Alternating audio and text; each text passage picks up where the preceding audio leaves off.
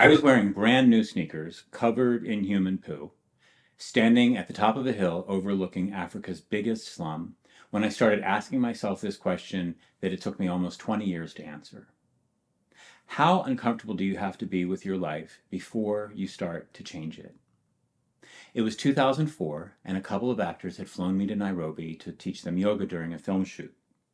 While we were there, we toured the Kibera slum, where almost 1 million humans live squeezed together into little tin-roofed shacks. We climbed on dirt roads paved with plastic grocery bags to the top of a hill at its center so we could see it all.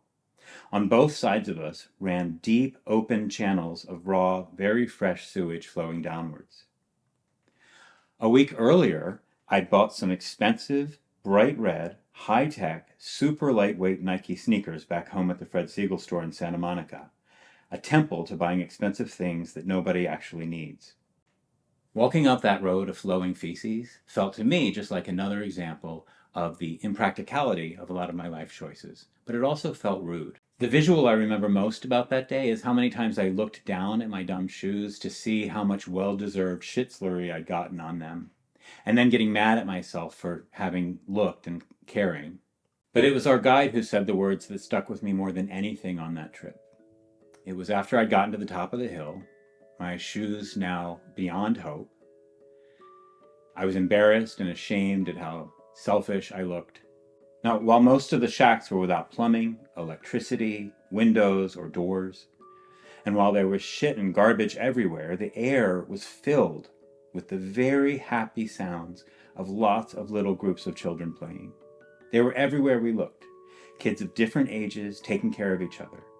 They played soccer with homemade balls made of tightly bound plastic bags, and they were laughing so much. That wasn't what I was expecting in a place where everybody has nothing. So at the top of the hill, I turned to our guide and I told him how blown away I was at how happy everybody seemed there. And I started to tell him about where I lived in Los Angeles. I told him that the people there don't see each other, that they don't talk to each other, that they compete with each other over everything, and they run each other over in their big cars because they don't realize that there are pedestrians nearby. I told him that the thing that's most important back home is how much money we have, and the thing that's second most important is how much money other people think we have. And he said to me, "Then why don't you move here? We would love to have you." And he waited. He knew what he said. And after an awkward silence, we both laughed. And that's when I started asking myself the question, why would I work so hard to participate in a world that so clearly prioritizes things in a way that doesn't feel human to me? When I contrasted the kind of connection that I felt at home in Los Angeles with the love that I saw in Africa, I was honestly horrified. But I went home anyway. The actors won awards for the jobs that they did. I made a lot more money and spent it on even bigger mistakes than the red shoes. I got my own big car and a place on the beach. I had students all over the world, envy, and predictably, misery. As I earned more, I became more miserable, until I became miserable enough finally to remember and believe and act upon what my heart had told me in Kenya.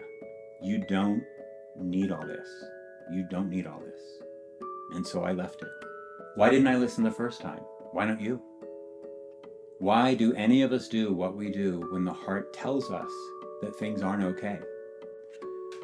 I started to learn that day in Kenya that familiarity is far more attractive to humans than the prospect of beneficial changes.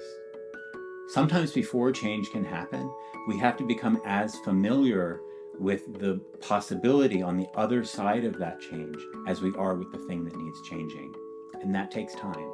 Now, even after you've decided that you want to make a change, you might not be ready for it. You might not be miserable enough yet. Maybe you don't know how to make the change. Maybe you feel like it's more important for you to take care of other people right now, and maybe that is okay for right now. But just planting the seed is valuable and important, and it's okay if that's all you can do. That day in Kenya, it was all those things that sent me back home to the same old, same old. But the heart is as persistent as it is wise. You can try to shush it and you can try to ignore it, but it won't ever stop knowing the real truth about you and us and all of this, and it won't stop trying to tell you what you need to hear. Listening to your heart can work miracles. Maybe that's where all miracles come from, but sometimes it just takes a while for the head to come along and get the thing done.